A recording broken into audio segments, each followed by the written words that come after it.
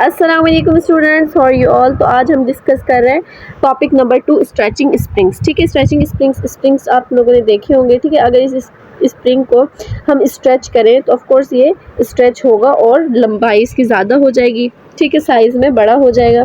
तो खैर हम इस बारे में पढ़ेंगे स्ट्रेचिंग स्प्रिंग्स, मतलब स्ट्रेच हुए हुए स्प्रिंग्स, खिंचे हुए स्प्रिंग्स। ठीक है, तो यहाँ पे क्या कहा जा रहा है कि as springs are designed to stretch a long way when force is applied. मतलब जब एक स्प्रिंग जो है उसको स्ट्रेच किया जाए एक लॉन्ग वे में, मतलब एक स्प्रिंग है उसको खींचा जाए। ये एक स्प्रिंग है, इसको बहुत ज़्यादा जैसे खींच दिया जाए, बहुत ज़्यादा फोर्स लगा के, when force is applied therefore. तो यहाँ पे यही बात की गई है कि therefore it is easy to measure changes in their lengths. ठीक है, तो यही चीज़ अब क्या कहा जा रहा है कि इस वजह से इनकी लेंस को मेजर करना जो है वो काफ़ी ज़्यादा आसान होता है, इजी होता है। ठीक है, ये मेरे पास मान ले स्प्रिंग है। ठीक है, इस स्प्रिंग को मैंने फोर्स लगा के क्या किया, स्ट्रेच किया। ठीक है, ये स्प्रिंग है, मैं थोड़ा नीचे करके मुझे बनाना चाहिए। ये एक स्प्रिंग है और इसको अगर मैं फोर्स लगा के स्ट्रेच किया, ठीक है, फोर्स लगा के मैंने स्ट्रेच किया, तो ऑफ कोर्स ये स्प्रिंग जो है ये इसकी लेंथ जो है वो बड़ी होगी। तो इसकी लेंथ फोर्स लगाने के बाद कितनी ज़्यादा बड़ी हुई है उसको मेजर करना आसान है, बिल्कुल ईजी है। तो यही बात बोली गई और कोई इतनी मुश्किल बात नहीं है। ठीक है, सिंपल सी यही चीज़ बताइए। आगे क्या कहा जा रहा है कि to explain how solids are deformed. To explain how solids are deformed मतलब अब हम ये एक्सप्लेन करेंगे कि कैसे सॉलिड्स जो है वो डिफॉर्म होते हैं। मतलब अगर एक सॉलिड की शेप है ये, ठीक है, तो वो सॉलिड जो है वो इस तरह से हो जाए, उसकी शेप है सर्कल में और वो इस तरह से बिल्कुल फ्लैट हो जाए, फ्लैटेड शेप हो जाए। तो ये कैसे मुमकिन है, कैसे डिफॉर्म्ड हो सकता है, कैसे एक सॉलिड की शेप बिल्कुल चेंज, अलग ही शेप, एक सर्किल है और वो बिल्कुल फ्लैट सा हो गया, तो कैसे शेप, जैसे ये, ठीक है, ये मेरे पास जो इसे क्या कहेंगे हम, टिन। ठीक है, ये टिन है और टिन पे अगर बहुत ज़्यादा फोर्स एक्सर्ट की गई तो ये टिन जो है इस तरह से फ्लैट हो जाएगा, मतलब डीफॉर्म हो गया, शेप बदल गई, शेप चेंज हो गई, मतलब डीफॉर्म हो गया।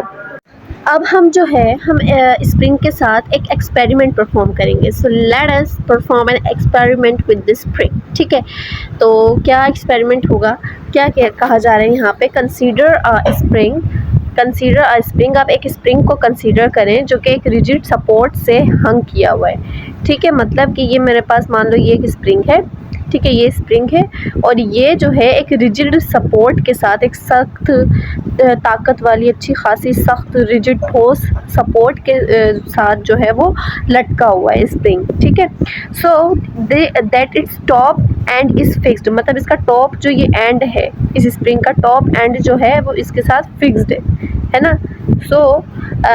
यहाँ पे फिगर 5.3a बताया हुआ है कि यहाँ पे आप देख सकते हैं, इस फिगर में आपको जो है वो मिल जाएगा। ठीक है, weight are hung on the other end of the spring. ठीक है, वेट जो है वो हंग है स्प्रिंग के दूसरे एंड में, मतलब यहाँ पे स्प्रिंग का जो टॉप है वो इसके साथ कनेक्टेड है। ठीक है, इसके साथ कनेक्टेड है और ये जो है स्प्रिंग का ये नीचे वाला एंड स्प्रिंग का जो है ये इधर जो है आपको वेट दिखता है, इधर आपको वेट दिखता है। ठीक है, स्प्रिंग के एंड पे, और इसी को दीज आर कॉल्ड लोड, और इसी को आप लोड कहते हैं। एज लोड इज इंक्रीज, जैसे जैसे लोड इंक्रीज होगा स्प्रिंग जो है वो स्ट्रेच होगा, स्प्रिंग जो है वो क्या होगा, स्ट्रेच होगा और उसकी लेंथ जो है वो इंक्रीज होगी। क्या आप बात समझ रहे हैं? क्या आप इस चीज़ को समझे कि यहाँ पे क्या मैं कहना चाह रही हूँ, क्या यहाँ पे लिखा हुआ है, क्या आपको समझाना चाह रहे हैं यहाँ पे? मतलब यहाँ पे बात की जा रही है लोड की, आपको लोड का कॉन्सेप्ट समझाया जा रहा है। किसका कॉन्सेप्ट समझाया जा रहा है? लोड का कॉन्सेप्ट समझाया जा रहा है कि लोड किसे कहते हैं। ठीक है, एक स्प्रिंग है, ठीक है, ये एक्सपेरिमेंट परफॉर्म यहाँ पे किया हुआ है। एक स्प्रिंग है, इसका जो एंड है यहाँ पे वेट है और ऊपर से ये किसी रिजिड सपोर्ट के साथ जो है फिक्स्ड है। ठीक है, अब वेट जितना ज़्यादा होगा, वेट जितना ज़्यादा होगा तो स्प्रिंग जो है उतना खिंचता चला जाएगा, उतना खिंचता चला जाएगा, तो स्प्रिंग जो है स्ट्रेच्ड होगा और उसकी लेंथ इंक्रीज़ करेगी, और यही लोड है। ठीक है, वेट इंक्रीज़ करेगा मतलब लोड इंक्रीज़ करेगा तो स्प्रिंग खिंचेगा और उसकी लेंथ भी इंक्रीज़ होती जाएगी। समझ रहे? तो when the load is removed, जब लोड जो है वो रिमूव हो जाएगा तो स्प्रिंग जो है वो अपनी ओरिजिनल लेंथ पे, तो लोड, आप कॉन्सेप्ट समझ रहे हैं लोड का कि लोड क्या है? ठीक है, यही लोड है हमारे पास, वेट। ठीक है, स्प्रिंग जो है उसमें वेट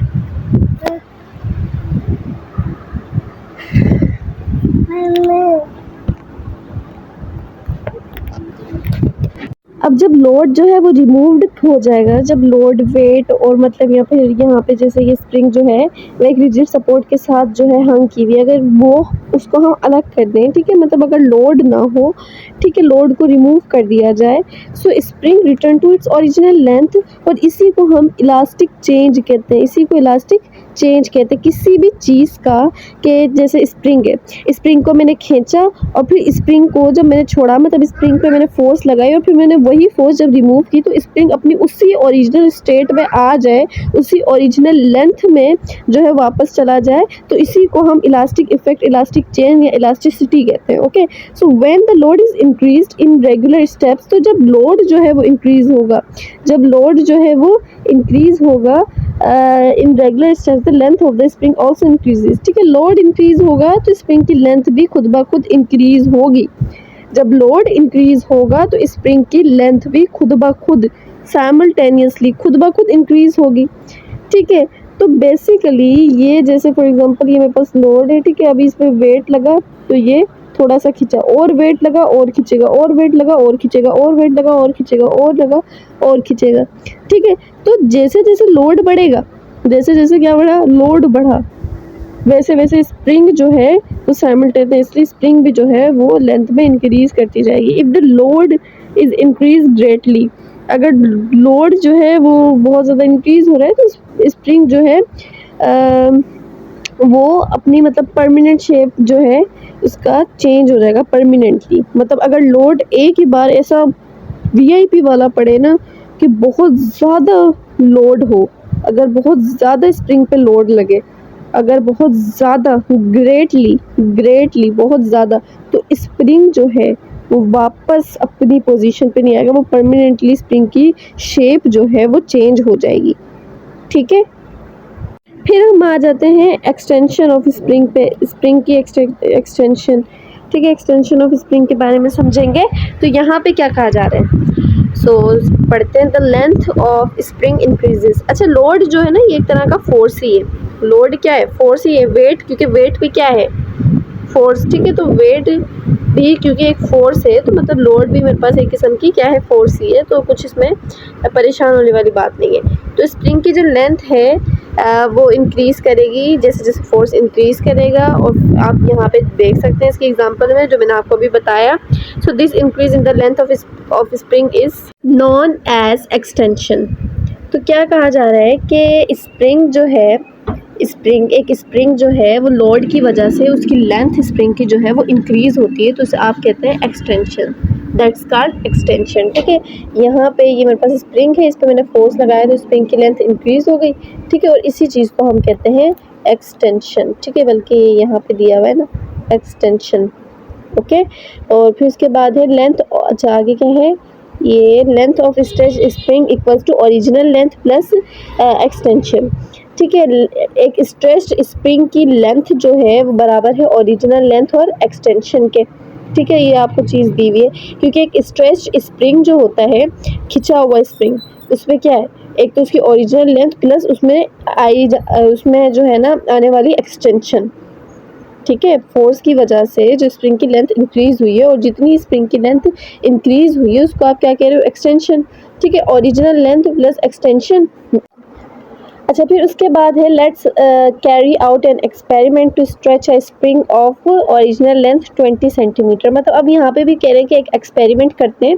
क्या एक्सपेरिमेंट, क्या आप एक स्प्रिंग लो, ठीक है, और वो स्प्रिंग जो है उसकी ओरिजिनल लेंथ, उस स्प्रिंग की ओरिजिनल लेंथ जो है वो होनी चाहिए 20 सेंटीमीटर, और उस 20 सेंटीमीटर की लेंथ वाले स्प्रिंग को आप स्ट्रेच करो। सो टेबल 5.1 में आपको जो है ये चीज़ दी हुई है। तो फर्स्ट कॉलम जो है वो रेगुलर स्टेप्स में लोड को शो कर रहा है, और वो लोड जो है यहाँ पे लोड जो है वो इंक्रीज़ कर रहा है, ठीक है, लोड जो है वो क्या कर रहा है, इंक्रीज़ कर रहा है, आप देख सकते हैं यहाँ पे, ठीक है। फिर उसके बाद जो है सेकंड कॉलम में हमें जो है वो स्ट्रेच्ड स्प्रिंग की लेंथ दी हुई है, यहाँ पे हमें जो है स्ट्रेच्ड स्प्रिंग की लेंथ दी हुई है, स्ट्रेच्ड खिंचा हुआ जो स्प्रिंग है उसकी लेंथ, और यहाँ पे हमें सेंटीमीटर्स में यहाँ पे हमें एक्सटेंशन दी हुई है कि कितना मतलब लेंथ जो है वो बड़ा है, मतलब एक्सटेंशन की वैल्यू को ये थर्ड कॉलम जो है वो शो कर रहा है बेसिकली। तो यहाँ पे ये हमारे पास कॉलम में यहाँ पे एग्जांपल के तौर पे ये आपको डायग्राम टाइप करके दिया हुआ है, ठीक है। सो आई होप आपको समझ आ गया होगा। फिर इसके बाद क्या है, table 5.1 shows how a spring stretch as the load on it increases, ठीक है। 5.1 जो है ये इससे हमें पता चल रहा है कि एक स्प्रिंग को स्ट्रेच किया जाए, जब किया जाता है, ठीक है, तो इंक्रीज हो, मतलब स्प्रिंग पे खिंचाव जो है वो इंक्रीज होगा जैसे जैसे हम उस पर लोड बढ़ाते जाएंगे, जैसे जैसे हम लोड बढ़ाते जाएंगे, जैसे जैसे लोड बढ़ाते जाएंगे स्ट्रेच भी बढ़ता जाएगा, ठीक है। स्प्रिंग जो है उसमें खिंचाव भी और बढ़ता चला जाएगा, ठीक है। तो ये आप देख सकते हैं, ठीक। इसके अलावा डिपेंडेंस ऑफ एक्सटेंशन, अच्छा यहाँ पे देखो ना लोड क्या है, लोड यहाँ पे 0 2 मतलब बढ़ रहा है और लेंथ भी यहाँ पे बढ़े जा रही है, मतलब ये बढ़ा तो ये भी बढ़ा, ठीक है, ये बढ़ा तो ये भी बढ़ा।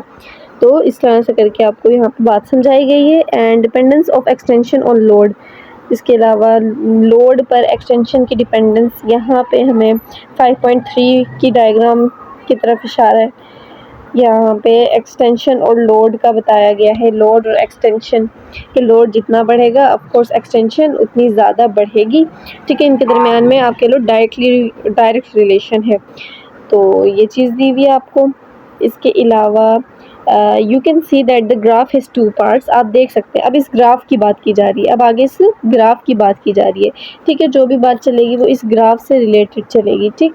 तो क्या कहा जा रहा है, at first the graph slopes up steadily, graph जो है वो स्टेडली आहिस्ता आहिस्ता जो है उसका स्लोप ऊपर जा रहा है। This show that the extension increases in equal steps as the load increases, ठीक है।